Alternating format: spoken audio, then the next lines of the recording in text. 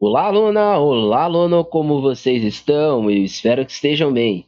Sejam bem-vindos a mais uma aula do nosso curso de modelagem de dados UML e trazendo a vocês a parte 3 sobre diagramas de classe, dando continuidade às aulas anteriores, onde nós estávamos falando sobre classes, sobre atributos, sobre operações, sobre relacionamentos. Nós falaremos um pouco a respeito nesta aula sobre como desenhar um diagrama de classe.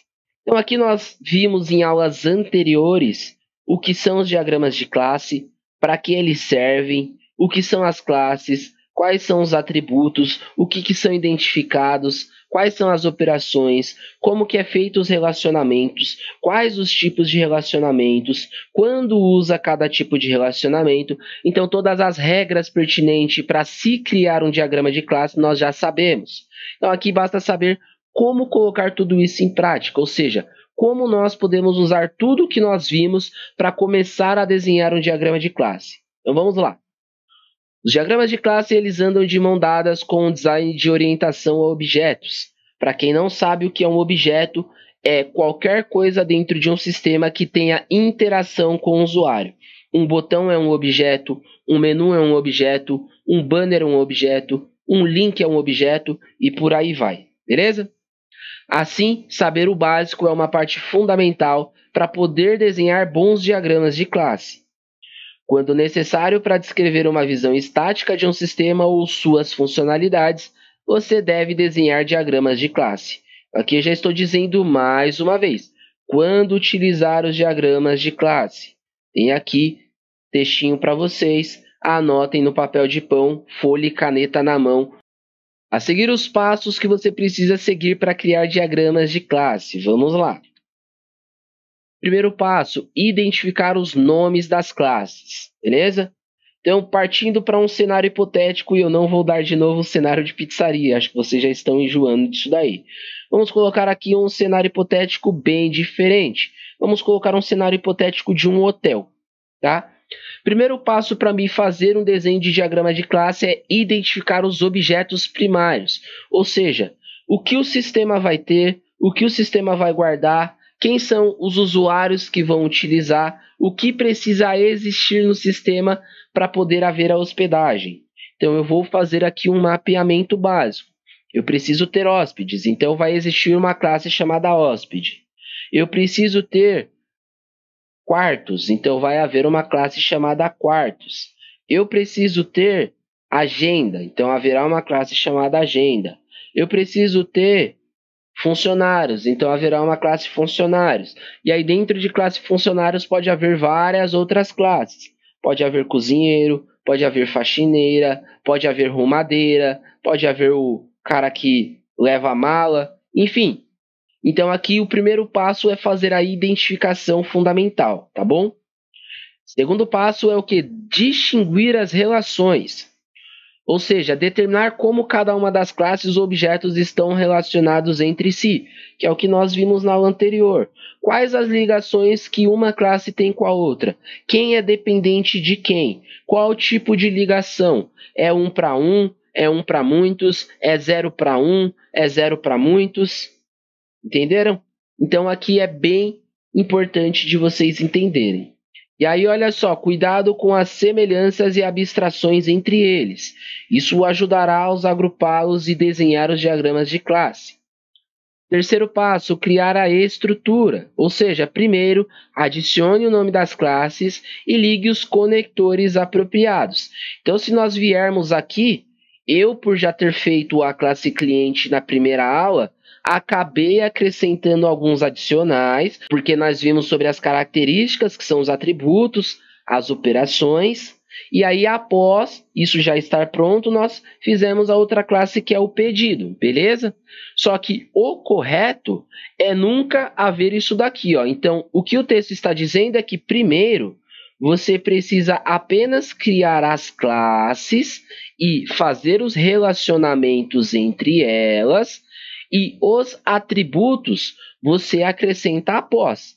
Então aqui, ó, primeiro de tudo é você identificar as classes, fazer essas classes e relacionar essas classes. Após a relação, aí sim você vem destrinchando sobre os atributos que cada uma delas vai conter. Beleza? O que o texto está dizendo é sobre isso daqui. E aí, no caso, é possível adicionar atributos e funções, métodos e operações posteriormente, que eu acabei de mostrar aqui de novo. E aí também existe o caso das melhores práticas. O que são as melhores práticas?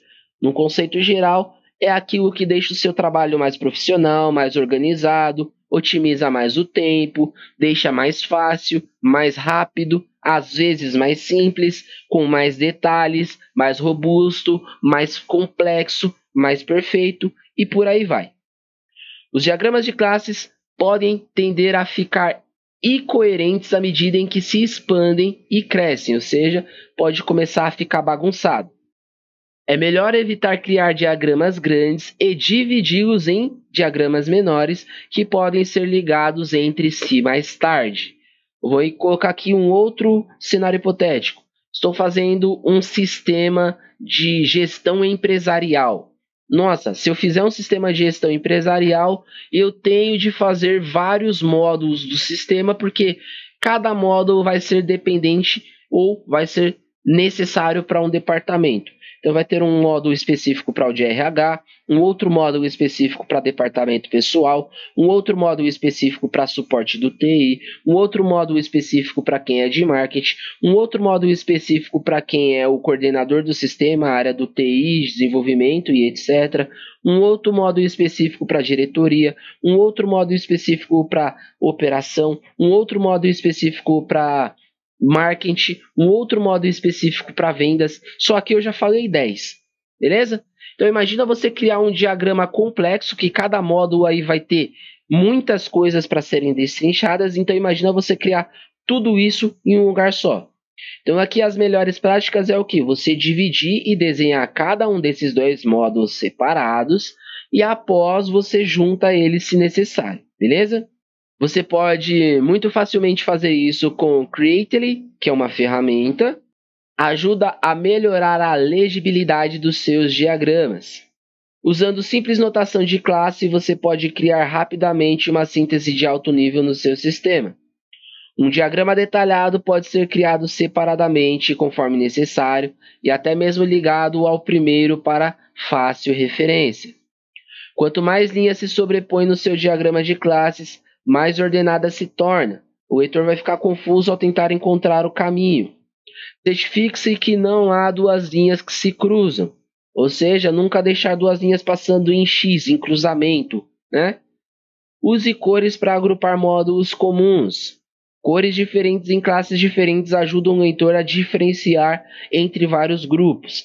Então aqui são várias técnicas, várias táticas que vocês podem estar fazendo. Um exemplo, olha só, eu quero fazer aqui uma diferenciação de cor. Eu posso fazer isso daqui, por exemplo, olha só.